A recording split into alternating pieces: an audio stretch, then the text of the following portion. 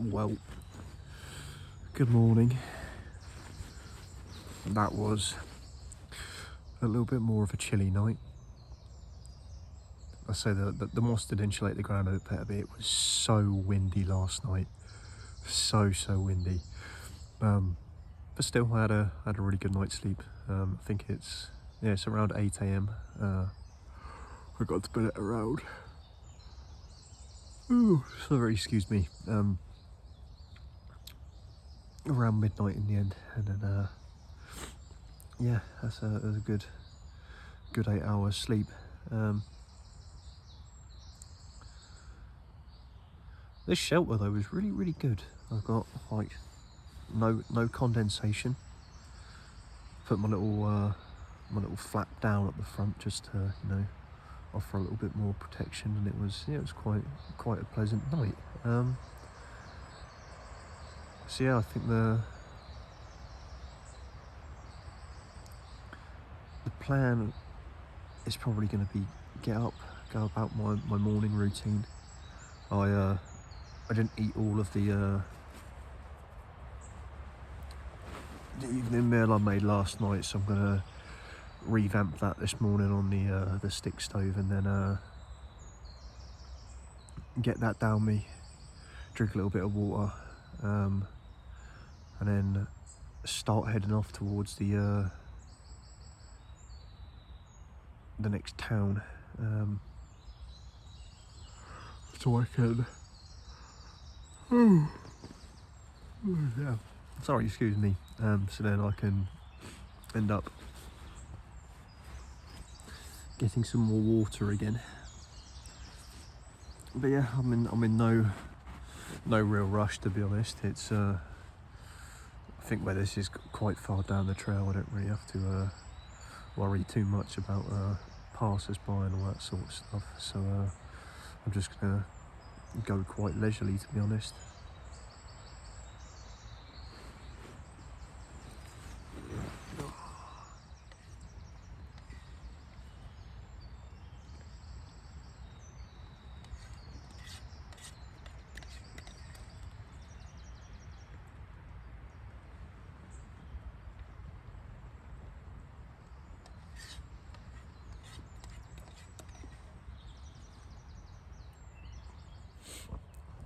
That was pretty good breakfast, to be fair. I think that's the one thing I like about like porridge. You can in the evening time, if I have it then, or like during the afternoon, I don't make it sweet. I actually make like more of a savoury style porridge. I'll put a little bit of amaranth in there. Is that what it's called? Amaranth? I don't know, aromat. That's the word I'm looking for. Sorry, I'm still half asleep. Coffee hasn't kicked in yet. Yeah, put some aromat in there, and obviously because I've got peanut butter and all that, yeah, it gives it quite a nice savoury sort of taste to it. And then if I have any left over, like I did last night, or I decide to have it for breakfast, I've got a bottle of squeezy honey. And I also brought some sachets of Horlicks hot chocolate. So if I whack one of those in there with a couple of teaspoons or a couple of sporks of honey, I end up with chocolate porridge for the morning, and it is the most like versatile, universal food ever. Yeah, it's kind of wicked. But yeah, honestly, I'm not in a rush to move on or anything. I'm just chilling out. There's not really any need for me to run quick time.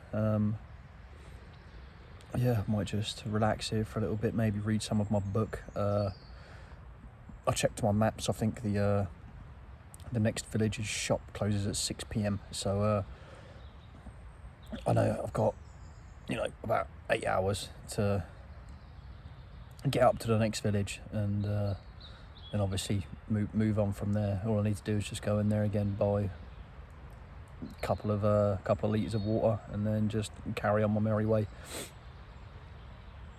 Yeah, that is the plan, and I'll see you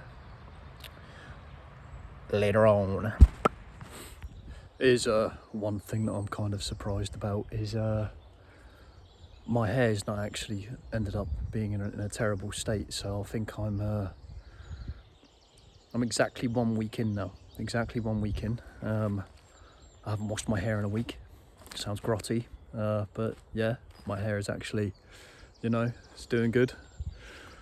Feeling the mountain man vibes 100%. It's actually yeah, I'm actually kind of effing with it.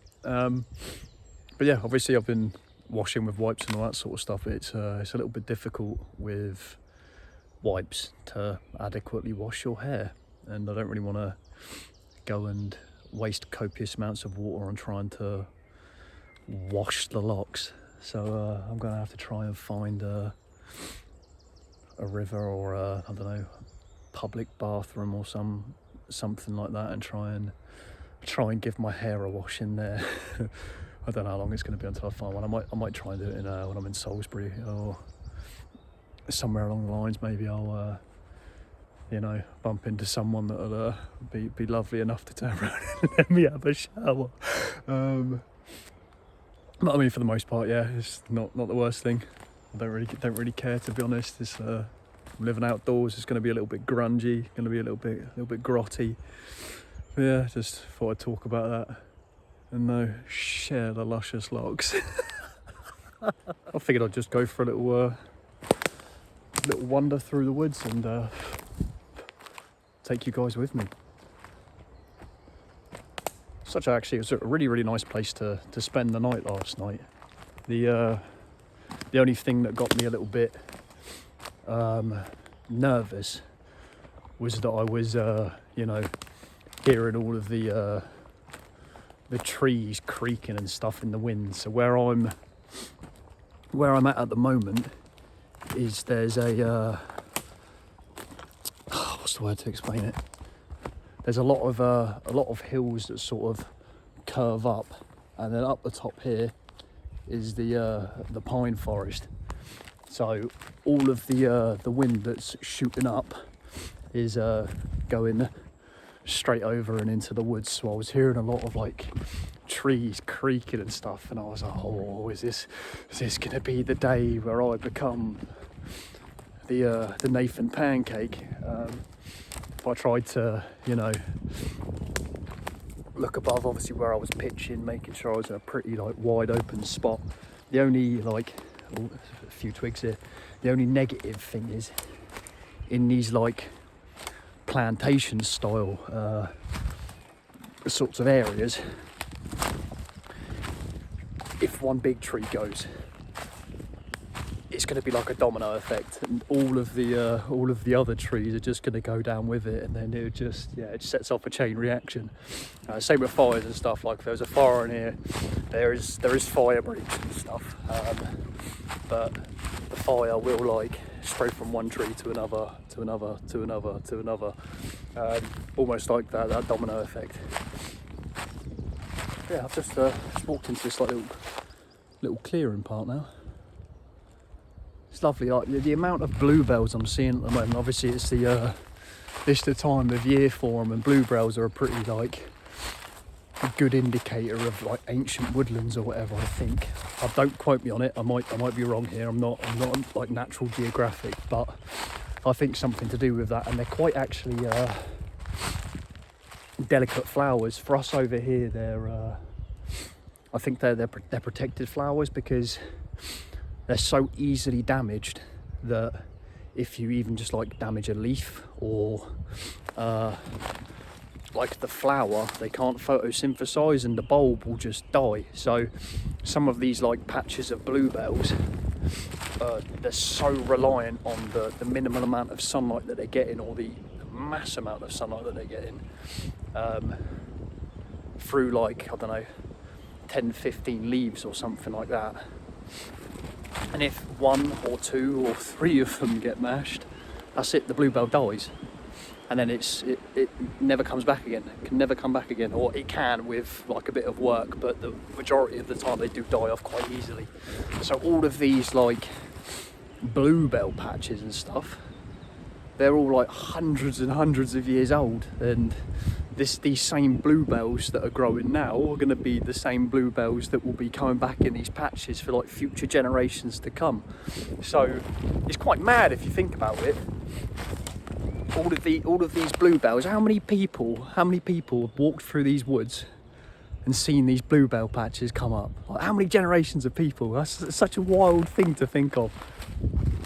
I think it's so beautiful, and if it just shows that if we, you know, take care and we're gentle around nature, it will just keep coming back, and it'll be there for everyone to love and enjoy in years to come, and hundreds and hundreds of years.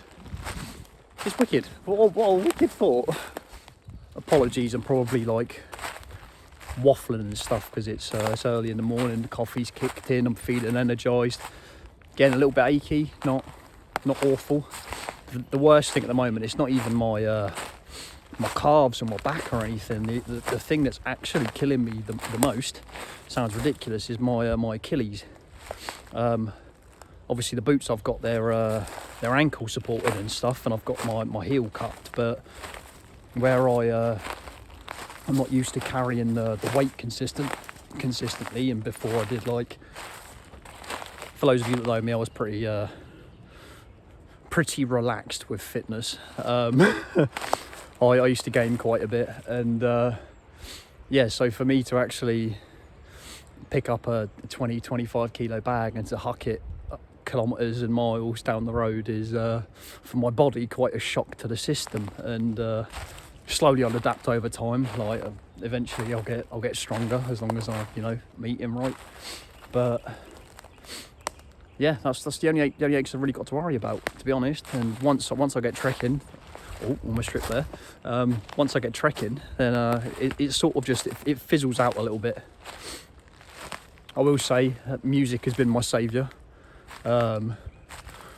When it does get hard, I'll crack out the AirPods, put the AirPods in, and drum and bass has always been a love of mine. But that's enough to keep me pumping along the way. I'll chuck my headphones in, listen to a bit of drum and bass when I get to a big hill, and I'm like, oh Lord, here we go, this is mahoosive. Drum and bass has been the saviour. So I don't know if whatever anyone listens to when they're out walking, chuck it in the comments and let me know, give me some recommendations. Ideally some power vibes with a good beat. I'll definitely give it a listen. But yeah, that's the end of my waffle, guys. Sorry for going on so much.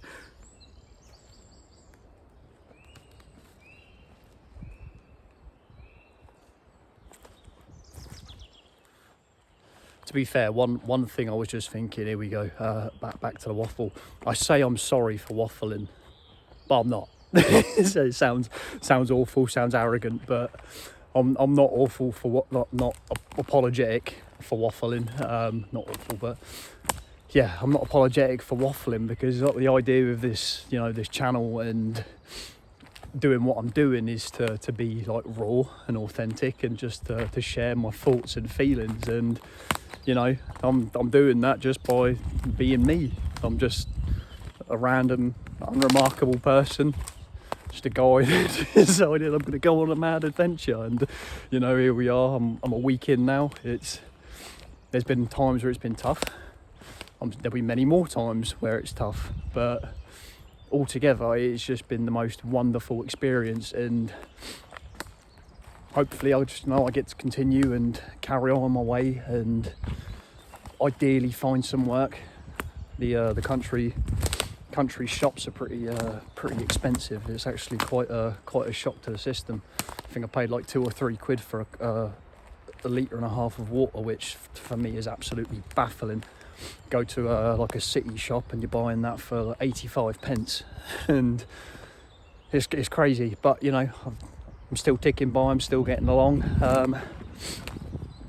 So yeah, sorry but not sorry for waffling. This is the raw and authentic outdoors experience with Nave.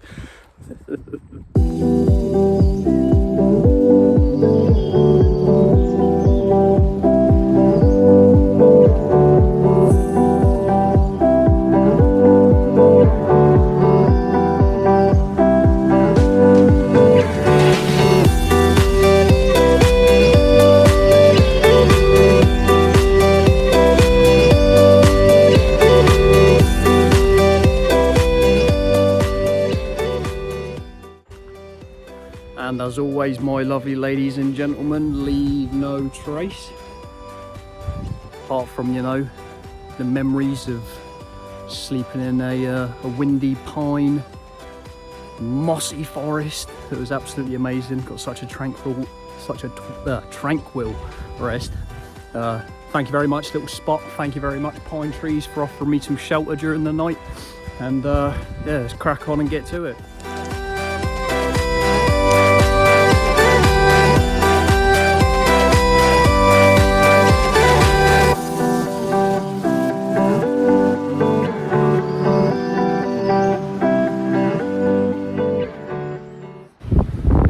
Sorry if it's a little bit windy. I am right on the top of a hill, but this is a perfect example of the things that I'm slowly picking up and learning along the way. So I'm about 30 minutes down the trail, and I noticed that my feet were still a little bit chilly. So yeah, I sort of just took some time out and dried my feet off using my microfiber, just and repowdered my socks. But it's just funny that how even just after a week of doing this, and I was walking and I felt that something was a little bit different. I was like, oh, this isn't quite right. So I, you know, with the ample time that I've got, sat down, took that time for myself, and then ended up fixing the problem. And now, absolutely right as rain. But I thought I'd just, you know, share that this is just going to be a continuous cool learning experience. And that's one of the small but wonderful things that I'm picking up along the way. I'm becoming more in tune with my body, how my body's reacting to certain things, and almost, you know, tapping into the nervous system, getting more in depth, and slowly feeling myself a little bit more and more as, like, the more I walk, the more I adventure, the more time I spend outside. And I'm almost stripping back all of this need to have to do something to, you know, fulfill responsibilities. The only responsibility I've got at the moment, and will have for the foreseeable future, is to myself, and making sure that I'm okay, I'm looked after, my body's in good check. And yeah, it's just a wonderful thing to, you know, observe in myself, and to also be able to now slowly start to pick up on. Absolutely, it's amazing. It's so weird. And I also did as well, because it's a lovely sunny day. It would be absolutely criminal to not get out the solar panel and get one of my power banks charging. So I've just got it hanging on the back of my backpack right now, as I've got the sun directly behind me, taking, you know, advantage of all the free energy. It's absolutely mental, power for free, just walking along with my little solar panel. Fantastic.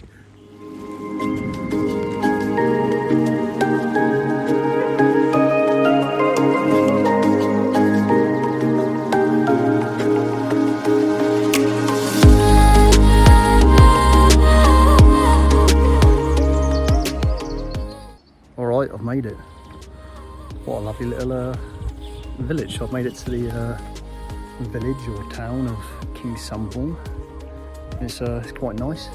Very idyllic English countryside. It's got all the you know, thatched roofs and all that sort of stuff. Lovely little stream running down there. I'm just going to head to the village shop and probably grab a bottle of water that I'll quickly slam down, maybe something snacky. But honestly, I might even skip the snacks, because you know, I've eaten this morning. I'm not feeling particularly hungry. I've only, you know, trekked a few miles down the road. It's not been, you know, strenuous work. Done 3-4 miles along the trail, with some stops in the way. That's why it's taken me so long to get here. But just chilled out in the sun, sat in a couple of fields, all of the, you know, standard stuff of enjoying your time in nature. But yeah, so I'm just gonna do my bits here and then carry on the trail. I might film some footage as I'm going through, because like I say, it's a very pretty little town, and you know, for those of you in America and all that sort of stuff, I don't think you even have thatched cottages over there, so it'll be nice to share the old style English buildings.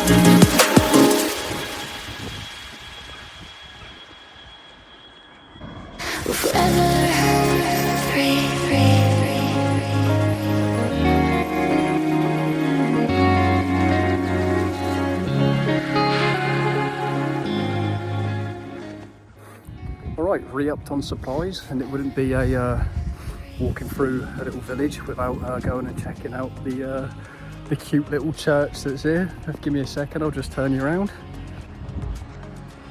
It's lovely.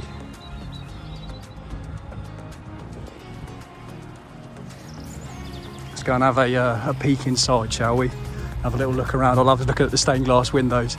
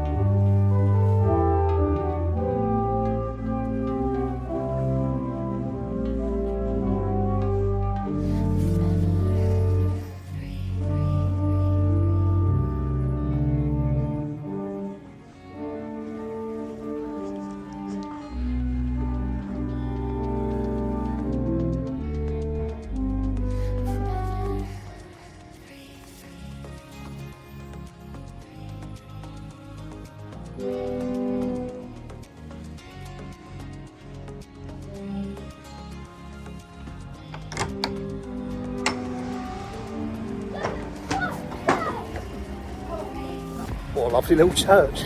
That's actually phenomenal. Yeah, had a guy in there playing the pipe organs. That was quite cool. Yeah, it's amazing, these little village churches and stuff you go into that are just full of history and all that. I didn't want to intrude too much around there. Just had a little mooch and a look around. Didn't want to interrupt the guy that was in there playing too much, and yeah, just let him get on cracking with his thing. But that was amazing. The stained glass in there, phenomenal. Yeah, I should be joining the trail down here in a second, and I'm going to stop, have a pit stop for lunch, drink some water and try and filter some, and yeah, go about the rest of the day.